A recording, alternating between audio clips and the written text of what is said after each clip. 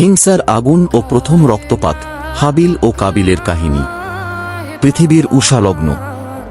আদি পিতা হযরত আদম ও বিবি হাওয়ার সন্তানদের মাধ্যমে ধীরে ধীরে বিস্তৃত হচ্ছে মানবজাতি। তখন নিয়ম ছিল, প্রতি গর্ভে একটি ছেলে ও একটি মেয়ে যমজ হিসেবে জন্ম নেবে এবং এক গর্ভের ছেলের সাথে অন্য গর্ভের মেয়ের বিয়ে হবে। এক অবাধ্যতা ও রূপের মোহ। কাবিলের সাথে জন্ম নেওয়া বোনটি ছিল অত্যন্ত রূপবতী। নিয়ম অনুযায়ী তার বিয়ে হওয়ার কথা ছিল হাবিলের সাথে, কিন্তু কাবিল আল্লাহর এই বিধান মানতে চাইল না। সে জেদ ধরল যে সে তার নিজের যমজ বোনকেই বিয়ে করবে। নফসের চাহিদা আর রূপের মোহ কাবিলকে অন্ধ করে দিল। 2 কুরবানির পরীক্ষা ও আল্লাহর ফয়সালা। বিরোধ মেটাতে আদম আল্লাহর নির্দেশে 2 ছেলেকে কুরবানি পেশ করতে বললেন। হাবিল ছিলেন একজন পশুপালক। তিনি অত্যন্ত নিষ্ঠার সাথে তার পালের সবচেয়ে সেরা ও হৃষ্টপুষ্ট দুম্বাটি আল্লাহর সন্তুষ্টির জন্য উৎসর্গ করলেন। কাবিল ছিলেন একজন কৃষক। তিনি অনিচ্ছা সত্ত্বেও তাঁর কিছু নিম্নমানের ও নিকৃষ্ট শস্য কুরবানির জন্য নিয়ে এলেন। তৎকালীন নিয়ম অনুযায়ী আকাশ থেকে আগুন এসে হাবিলের হৃষ্টপুষ্ট দুম্বাটি পুড়িয়ে দিয়ে কবুলিয়াতের চিহ্ন দেখাল, কিন্তু কাবিলের নিকৃষ্ট ফসলগুলো অবহেলিত অবস্থায় পড়ে রইল। 3 হিংসার চরম পরিণতি।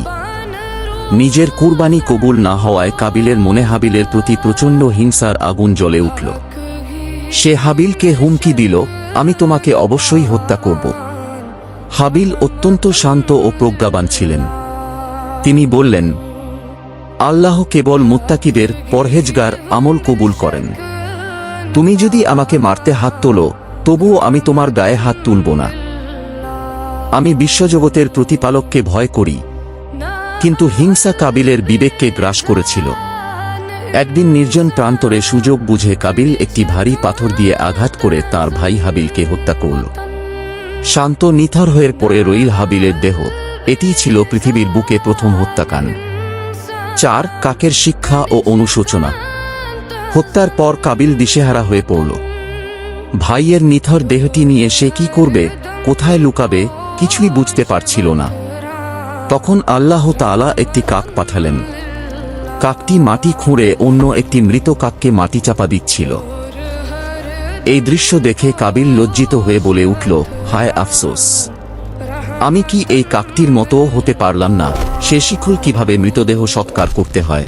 কি আসসালামু আলাইকুম বন্ধুরা, দয়া করে সবাই আমাকে একটু সাপোর্ট করুন এবং চ্যানেলটা সাবস্ক্রাইব করুন। আমি অনেক কষ্টে ভিডিও করি, সবাই শেয়ার করবেন। আসসালামু আলাইকুম।